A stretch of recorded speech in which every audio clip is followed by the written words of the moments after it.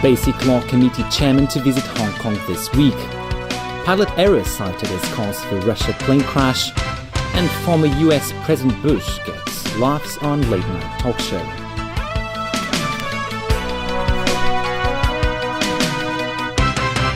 Good evening. The Deputy Secretary-General of the National People's Congress Standing Committee will arrive in Hong Kong tomorrow for a 3-day visit. Li Fei, who's also chairman of the Basic Law Committee, will meet with government officials, legislators, legal experts and representatives from across the social spectrum. Evelina Leung has our top story. A Philippine news report says the government over there will release in the next few days concrete details of how it will handle the 4 demands raised by victims of the 2010 Manila bus hostage tragedy. The Philippines Cabinet Secretary is not ruling out the possibility of an apology from President Benigno Aquino. Stephanie Toy reports. The local magazine East Week has filed a slander lawsuit against Hong Kong Television Network and the company's chairman Ricky Wong. The magazine is also seeking an injunction against HKTV and Wong to stop them from making what it calls slanderous statements. This follows a libel lawsuit filed yesterday by Wong against the magazine, accusing it of carrying out a political smear campaign against him. The case stemmed from an article published by East Week. It alleged that Wong sexually assaulted a female subordinate while they were in Shanghai 2 years ago. The magazine said it published the article based on public interest. It noted that in the free-to-air TV licensing controversy, there has been debate in the community on whether Wong is fit to hold a TV license. East Week is demanding that Wong retract his remarks and pay damages. And the American ambassador to China has decided to step down from his post early next year to rejoin his family in the United States.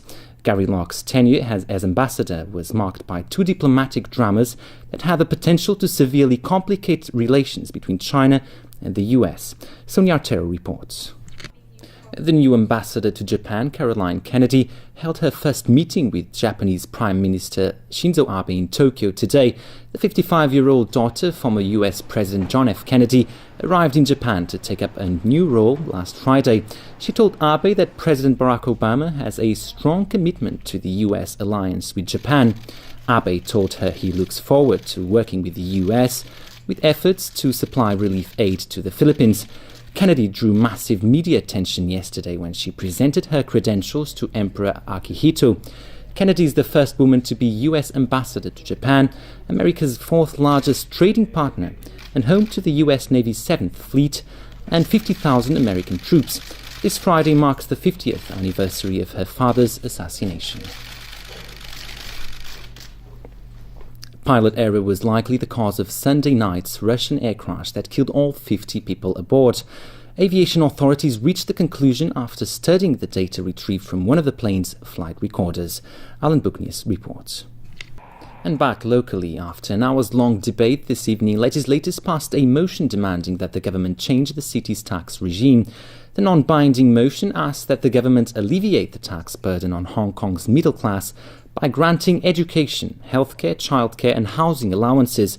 It calls for a review of the Inland Revenue Ordinance in order to increase the competitiveness of Hong Kong's fiscal system, avoid excessive wealth accumulation and optimize the fiscal surplus. The motion also asks the government to roll out tax cuts as soon as possible. In sports, Portugal completed a 4-2 aggregate victory over Sweden to advance to next year's World Cup. In last night's second-leg match in Stockholm, Cristiano Ronaldo scored a hat-trick as the Portuguese beat the Swedes 3-2. Jameson Wong has highlights. There was a big red carpet welcome for boxer Manny Pacquiao in Macau last night. Fans packed the lobby of the Venetian Hotel. They chanted his name and snapped pictures of their hero.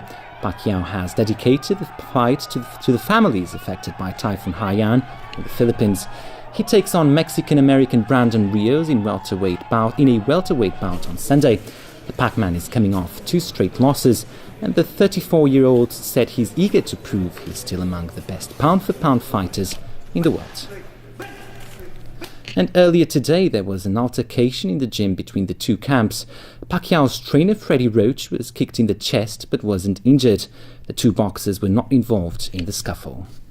And finally, we thought we'd share a rare public appearance of former US President George W. Bush joking with Jay Leno on The Tonight Show in the US.